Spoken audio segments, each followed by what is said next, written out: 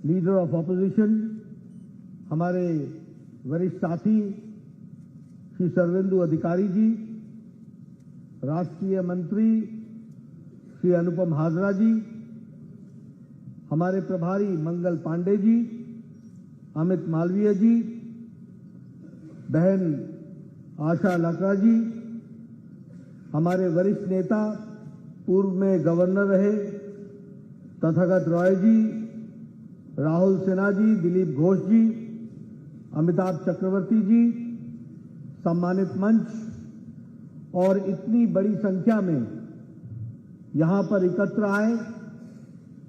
हाल ही में हुए पंचायती राज के चुनाव में जीत हासिल करने वाले हमारे सभी वरिष्ठ साथीगण,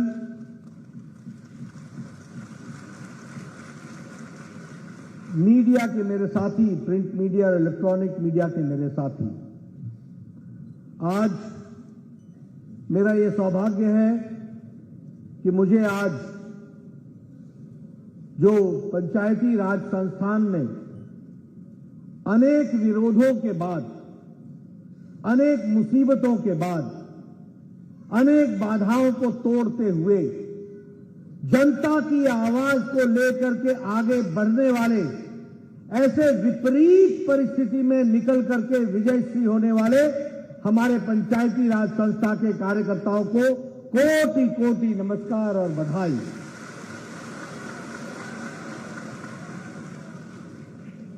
मित्रों, जब मैं विपरीत परिस्थिति में आपकी जीत के लिए आपको बधाई देता हूं, वहीं जिन लोगों ने इस पंचायती राज चुनाव में अपने जान को आहूत किया, जिन्हें जान गंवानी पड़ी, अपनी जीवन लीला समाप्त हुई और बड़ी संख्या में हमारे कार्यकर्ता घायल हुए। अभी अभी हम लोगों ने दो साथियों का, एक बहन और एक मेरा भाई, उनकी व्यथा हमने सुनी। इन सभी लोगों को, जिन लोगों ने अपनी जीवन लीला समाप्त हुई, उनके परिवार वालों को ईश्वर से प्रार्थना करता हूं कि उनको ताकत दे कि उस दुख को सह सके, और जो लोग घायल हुए वो जल्दी ठीक होकर के फिर से इस प्रजातंत्र और बंगाल की रक्षा के लिए आगे खड़े हो, ऐसी मैं ईश्वर से कामना करता हूं। मित्रों, जिन लोगों ने अपनी जानें गंवाई हैं, उनकी आत्मा को शांति मिले, ईश्वर उनको अपने चरणों में स्थान दे, और जो घायल हुए वो शीघ्र अतिशीघ्र स्वस्थ हो, ऐसी मैं ईश्वर से कामना करता हूं।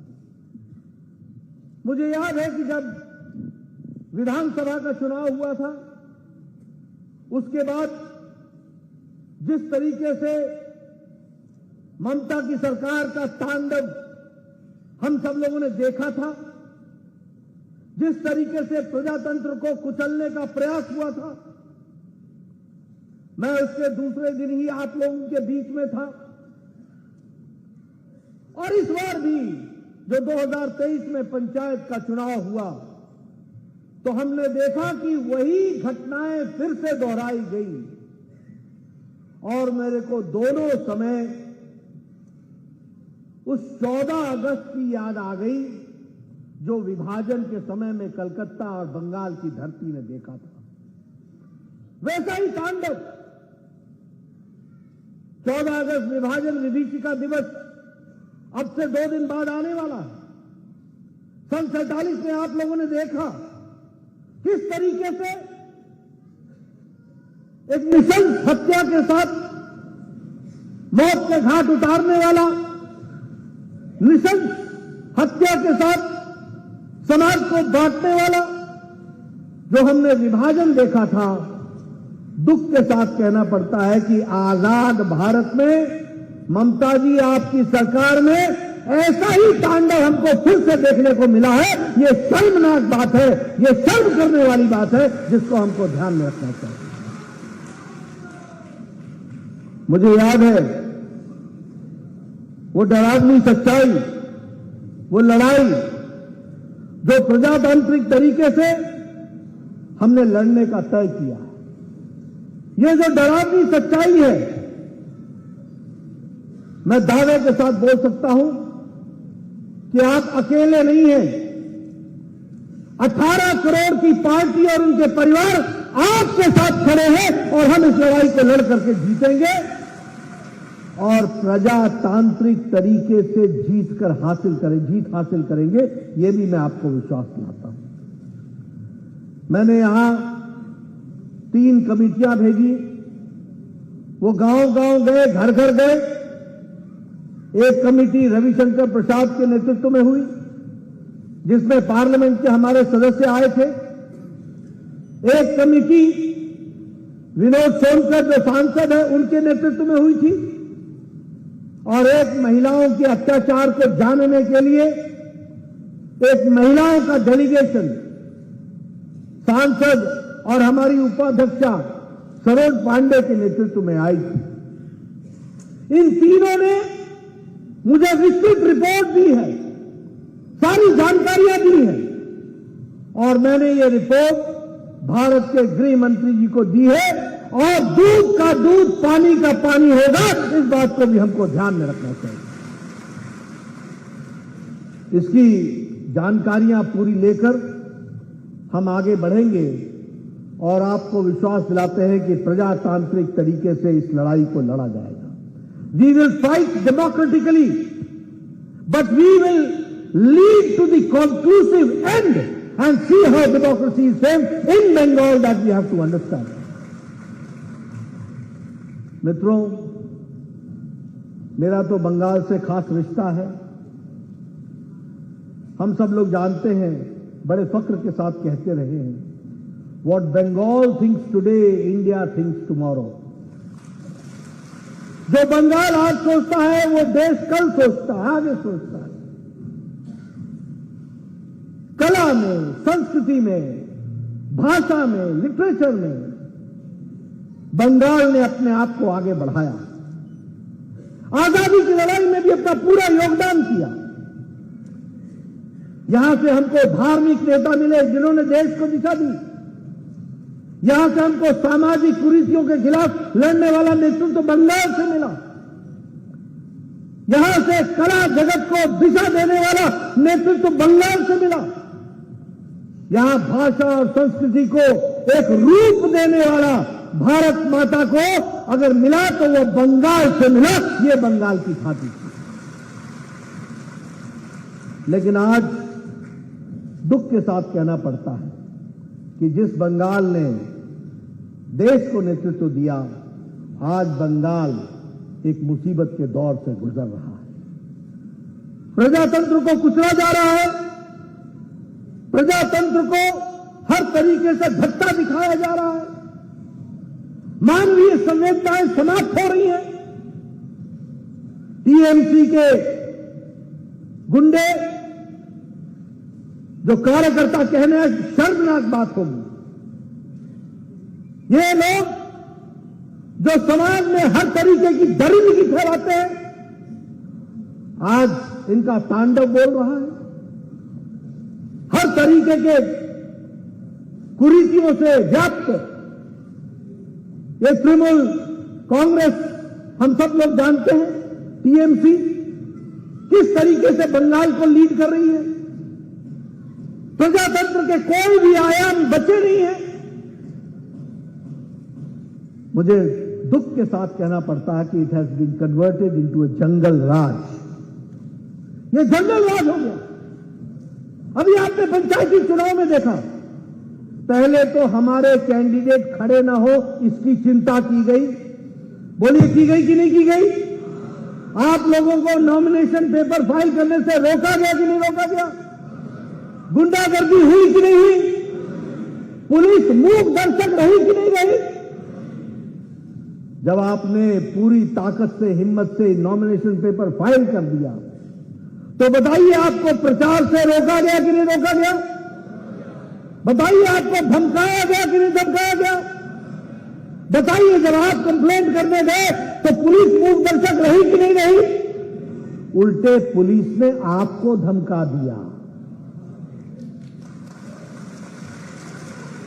मैं सच बोल रहा हूं कि नहीं, बताओ मेरे को, मैं सच बोल रहा हूं कि नहीं?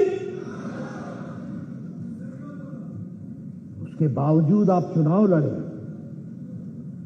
चुनाव के बाद जब काउंटिंग का समय आया, बताइए आपके एजेंटों को बाहर निकाल दिया कि नहीं निकाल दिया? काउंटिंग एजेंट ने एक तरफा फैसला करने का तय किया कि नहीं किया? उसके बावजूद पश्चिम बंगाल की जनता ने तय किया था कि कमल को खिलाना है, इसलिए आप जीत करके आए, आपको लाख लाख बधाई।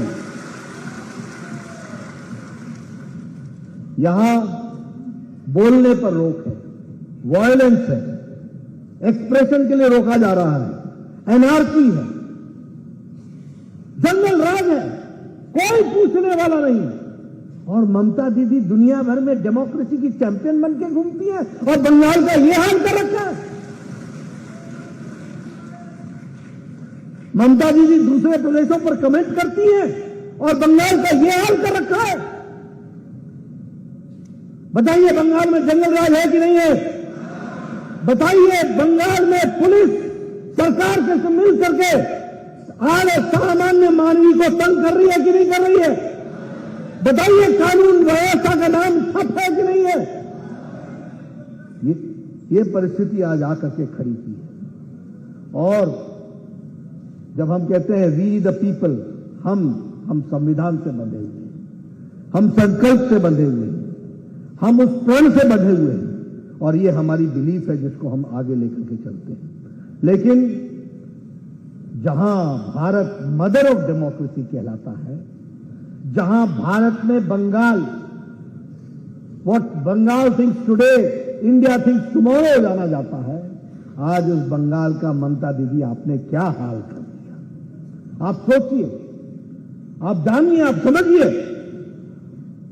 लेकिन यह भी मैं कहना चाहूंगा, आज हमारे लिए खुशी की बात है कि दिल्ली में आदरणीय प्रधानमंत्री मोदी जी के नेतृत्व में एक ऐसी सरकार चल रही है जिसने भारत की तस्वीर और तकदीर बदलने का संकल्प को साकार किया है और आगे बढ़ाया है। यह भी हमको ध्यान में रखना चाहिए। आज वहां देश में प्रो पीपल, जनता के पक्ष के फैसले, प्रो पुअर, गरीब लोगों को आगे बढ़ाने की नीतियां, प्रो रिस्पॉन्सिबल, घटनाएं पीछे घटती हैं, घटनाओं से लड़ने के लिए सरकार, मोदी जी की सरकार पहले तैयार रहती है। और गांव, गरीब, वंचित, पीड़ित, शोषित, दलित, महिला, युवा, किसान, सबकी चिंता करने वाली सरकार केंद्र में बैठी है, तो वो नरेंद्र मोदी जी की सरकार है। इसको भी हमको समझना चाहिए। लेकिन मित्रों, दुख के साथ कहना पड़ता है कि जब मोदी जी पूरी ताकत के साथ देश को आगे बढ़ाने के लिए लगे हैं, तो यहां ममता जी बंगाल को पीछे धक्का देने में लगी हुई है। इस बात को भी हमको समझना चाहिए। आप बताइए, भारत की गरीबी 22% से घट के 10% से कम हो गई कि नहीं हो गई? आप बताइए, 13 करोड़ 50 लाख, 13.5 करोड़ गरीब लोग गरीबी की रेखा से ऊपर आ गए कि नहीं आ गए? आप बताइए, भारत में अति गरीबी 1% से भी कम हो गई है। और ये हम नहीं कह रहे, ये आईएमएफ कह रहा है। आज जब दुनिया की अर्थव्यवस्थाएं लड़खड़ा रही हैं, जब अमेरिका की अर्थव्यवस्था लड़खड़ाती है, जब यूरोप की अर्थव्यवस्था लड़खड़ाती है, ऑस्ट्रेलिया की अर्थव्यवस्था लड़खड़ाती है, जापान की अर्थव्यवस्था लड़खड़ाती है, कि सारी दुनिया को कोरोना की चपेट में लिया, सारी दुनिया को यूक्रेन और रशिया की लड़ाई का दंश झेलना पड़ा। लेकिन इन सब के बावजूद अगर मजबूती से खड़ा है तो भारत की अर्थव्यवस्था खड़ी है। इस बात को भी हमको ध्यान में रखना चाहिए। आज हम आगे बढ़ रहे हैं, पूरी ताकत से लगे हुए हैं। आज 11वें नंबर से 10वें नंबर से भारत की अर्थव्यवस्था आज 5वें नंबर पर खड़ी है। और मोदी जी ने कहा है कि तीसरे टर्म में इसको तीसरे नंबर पर भारत को खड़ा करेंगे, यह भी हमने नहीं कहा।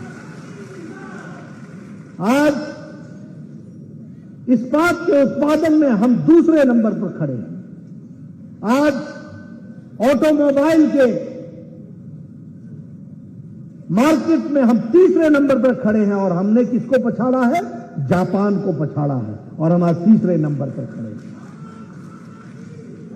आप लोगों ने जो आज मोबाइल अपने हाथ में लिया है, 2014 में ये मोबाइल चाइना से बनकर के आया था और आज ये मोबाइल आपके हाथ में जो है वो भारत में बना हुआ है, ये भी याद रखना चाहिए। 92% मोबाइल बाहर से बन के आता था, आज 97% मोबाइल आज भारत में बन रहा है। एप्पल भी अब भारत में बन रहा है, ये भी हमको ध्यान में रखना चाहिए। इसलिए pro people, pro poor, pro responsive अगर सरकार दी है तो प्रधानमंत्री मोदी जी ने दी है। प्रजातंत्र को आगे बढ़ाने का काम किया है तो मोदी जी ने किया है, और प्रजातंत्र को मारने का काम किया है तो वो ममता दीदी आपने किया है। अगर प्रजातंत्र का गला घोटने का काम किया है तो आपने किया है। यह हम सब लोगों को ध्यान में रखना चाहिए। लेकिन एक बात बता देना चाहता हूं, जितना ममता जी आप हमको दबाओगे हम उतने ही उछल करके ऊपर बढ़ेंगे और आगे आएंगे, ये भी याद रख लेंगे। मैं आपको कुछ आंकड़े बताना चाहता हूं। हम लोग इस विधानसभा से पिछली विधानसभा में 3 विधायक थे और इस विधानसभा में आप लोगों ने 77 विधानसभा के सदस्यों को जिता करके भेजा है। आपने पिछले लोकसभा में हमें 18 सीटें दी थी। इस बार 2024 में आपके आशीर्वाद और तप और मेहनत से हम 35 से ज्यादा सीटें जीत करके आएंगे, ये हमको याद रखना चाहिए। हमारा 13% का वोट 23% पहुंचा और विधानसभा में 38% पहुंचा और लोकसभा में 40% पहुंचा। आगे आगे देखो होता है क्या, बंगाल की जनता यहां भी कमाल करेगी। अगर हम पंचायती राज की बात करें तो एक समय में हम लोगों ने 5,000 सीटें जीती थी, आज हम 10,000 सीटों से ऊपर हैं। आपने बड़ी कोशिश की दूसरे पार्टियों को खड़ी करने की, अपनी बी टीम को बड़ी कोशिश की। आज हम विपक्ष की सबसे बड़ी पार्टी है, आने वाले समय में हम बंगाल में सत्ताधारी पार्टी होंगे, ये भी हमको ध्यान में रखना चाहिए। ये हमारी ताकत है जिसको हम आगे बढ़ा रहे हैं और ये हमारी ताकत मेरे सामने बैठी है, हमारे कार्यकर्ता जो हर विपरीत परिस्थिति में भी लड़ने को तैयार है। मित्रों, लेकिन मुझे दुख होता है कि वोट की राजनीति के चलते अभी 9 तारीख को क्विट इंडिया मूवमेंट को याद किया जब महात्मा गांधी ने क्विट इंडिया किया था। मोदी जी ने नारा दिया है और देश से आह्वान किया है, भ्रष्टाचार quit India, appeasement quit India, वंशवाद क्विट इंडिया, परिवारवाद क्विट इंडिया। और इसको हमको गहराई से समझना होगा। ये भ्रष्टाचार घुन की तरह भारत को खा रही थी। आज मोदी जी ने उसके खिलाफ लड़ाई लड़ी, आज भारत की अर्थव्यवस्था मजबूती के साथ खड़ी हो गई। लेकिन बंगाल को अभी भी भ्रष्टाचार घुन की तरह खा रहा है। इससे हमको निजात दिलानी पड़ेगी। वंशवाद, ममता दीदी और भाईपो, पीसी और भाईपो, वंशवाद, बाकी सब झंडा झुलाओ, टोलाबाजी करो, जनता को दुखी दो करो और मौज बनाओ, ये धंधा चल गया। अपीजमेंट, तुष्टीकरण। मैं कुछ उदाहरण आपको देना चाहूंगा वोट बैंक पॉलिटिक्स की। यूपीए की सरकार ने, ममता जी की सरकार ने बंगाल में वोट बैंक की पॉलिटिक्स के लिए गलत तरीके से 2011 में 37 जातियों को मुस्लिम जातियों को ओबीसी में डालने का प्रयास किया और हिंदू जातियां सिर्फ 2 थी जिसको डाला गया। और यह रिपोर्ट ओबीसी कमीशन ने दी है और अभी 59 ऐसी मुस्लिम जातियां हैं जिसको वो ओबीसी में डालना चाहती हैं और हिंदू जाति के किसी को भी ओबीसी में नहीं डालना चाहती। आप बताइए, ऐसी तुष्टीकरण चलना है क्या? ऐसी तुष्टीकरण चलना है क्या? ये वोट बैंक पॉलिटिक्स करनी है क्या? ये समाज को बांटना है क्या? सबका साथ, सबका विकास, सबका विश्वास लेकर के आगे बढ़ना है कि नहीं बढ़ना है? लेकिन इस तरीके की राजनीति करने का काम ममता दीदी आपने किया है, वो हम सब लोगों के सामने है, वो भी हमको ध्यान में आता है।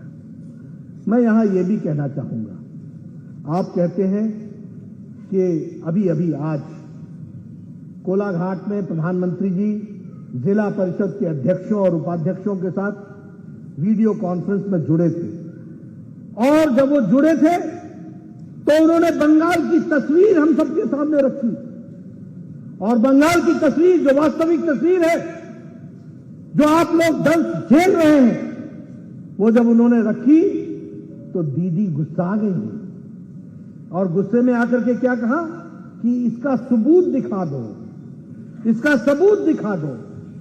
क्या सबूत है? What is the evidence? अंग्रेजी में उन्होंने कहा, प्रधानमंत्री जी से पूछा व्हाट इज द एविडेंस। मैं आपसे पूछना चाहता हूं, बताओ चुनाव में हिंसा हुई थी कि नहीं हुई थी? बोलो, हुई थी कि नहीं हुई थी? आप बताइए, महिलाओं का बल से बलात्कार हुआ कि नहीं हुआ? आप बताइए, परिवारों को आप पर आक्रमण हुआ कि नहीं हुआ? आप बताइए, हमारे लोग विस्थापित हुए कि नहीं हुए? आप बताइए, हमारे लोग कैंप में रह रहे हैं कि नहीं रह रहे? क्या एविडेंस आप मांगते हो? किस चीज का एविडेंस मांगते हो? आप बताओ कि अखबारों ने और टीवी ने रिपोर्ट किया कि नहीं किया? मैं आपके सामने बताना चाहता हूं, 2021 के चुनाव में जो असेंबली का चुनाव था, चुनाव के नतीजे निकलते ही जो घटनाएं घटी उनकी संख्या थी 12,000। मैं बता रहा हूं 12,000।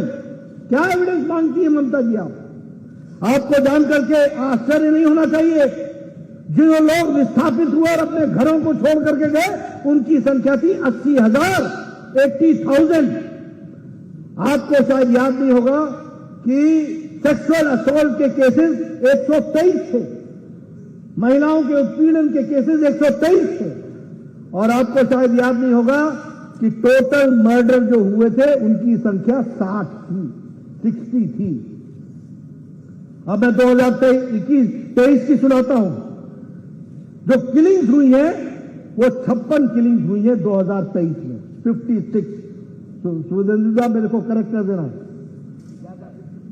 56 से ज्यादा, 56 से ज्यादा। ठीक बोल रहा हूं कि नहीं बोल रहा हूं? ममता जी को नहीं मालूम, वो होम मिनिस्टर है। आपको मालूम है, उनको नहीं मालूम। क्या सरकार चला रहे हो? More than 56। और जो बीजेपी के कार्यकर्ताओं पर अटैक हुआ है, जो हमारी बहन और भाई आकर के आपको बताए, उनकी संख्या है 3,452, 3,452। और बूथ कैप्चरिंग जो हुई है उसकी संख्या है 21,069। और जो इस बार लोग अपने घरों को छोड़ करके आए हैं उनकी संख्या 1,000 के आसपास है।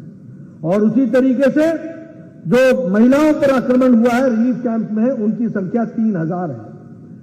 और ये जो पंचायत के चुनाव हैं, ये सारी जुडिशियल स्क्रूटनी के तहत इस पर काम हो रहा है, यह भी हमको ध्यान में रखना चाहिए। अब इन्होंने भ्रष्टाचार की बात की। आप बताइए, बंगाल में टीएमसी का कार्यकर्ता टोलाबाजी करता है कि नहीं करता है? करता है कि नहीं करता है? कौन सा प्रमाण मांग रहे हो आप बताइए, प्रधानमंत्री गरीब कल्याण अन्न योजना में भ्रष्टाचार हुआ कि नहीं हुआ? आप बताइए कि अम्फान के राहत कार्य में, अनाज में और राहत कार्यों में घोटाला हुआ कि नहीं हुआ? आप बताइए, प्रधानमंत्री आवास योजना जिसको बांग्लार बाड़ी बना दिया, उसमें घोटाला हुआ है कि नहीं हुआ है? आप बताइए, कोल का घोटाला हुआ है कि नहीं हुआ है? अभिषेक बाबू भाईपो पर केस है कि नहीं है? इन्वेस्टिगेशन चल रहा है कि नहीं चल रहा? बालू बेचा है कि नहीं बेचा है?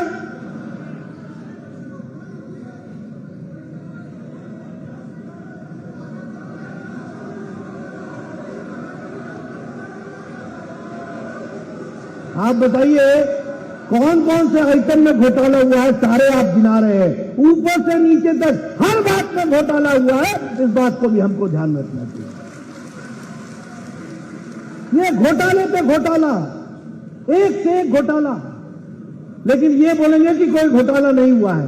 आप बताइए शारदा में घोटाला हुआ है कि नहीं हुआ है? आप बताइए हाईकोर्ट का घोटाला हुआ है कि नहीं हुआ है? आप बताइए रोज वैली का घोटाला हुआ है कि नहीं हुआ है?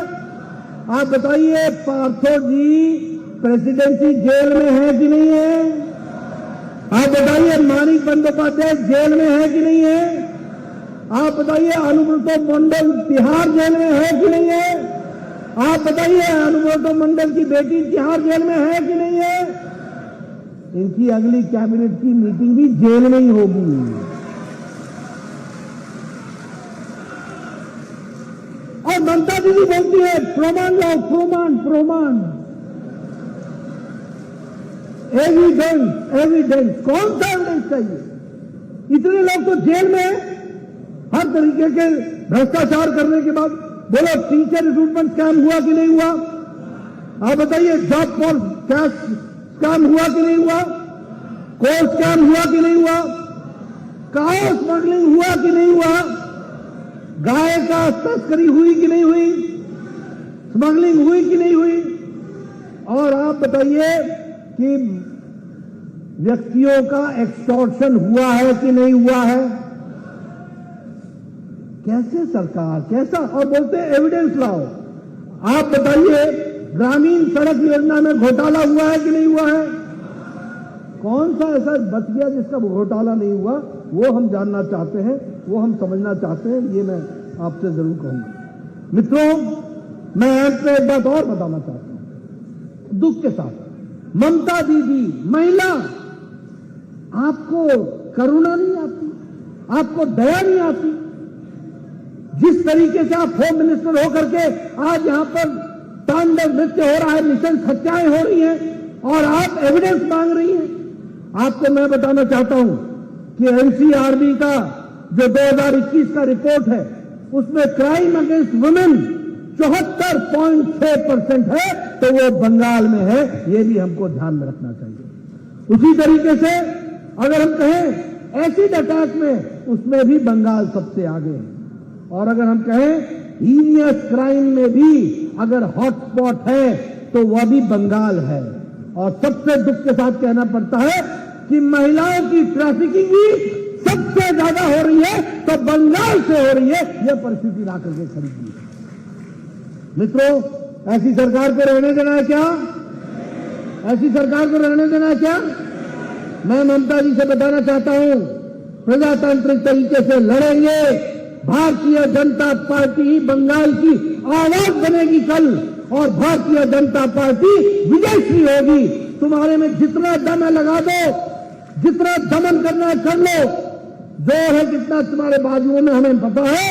भारतीय जनता पार्टी प्रजातांत्रिक तरीके से बंगाल की आवाम की, बंगाल की माताओं का आशीर्वाद लेकर के, बंगाल के बुजुर्गों का आशीर्वाद लेकर के, बंगाल के नौजवानों का साथ लेकर के प्रजातांत्रिक तरीके से तुम्हें उखाड़ फेंकेंगे और यहां भारतीय जनता पार्टी की सरकार बनाएंगे। बोलिए करेंगे ना? करेंगे ना? करेंगे ना?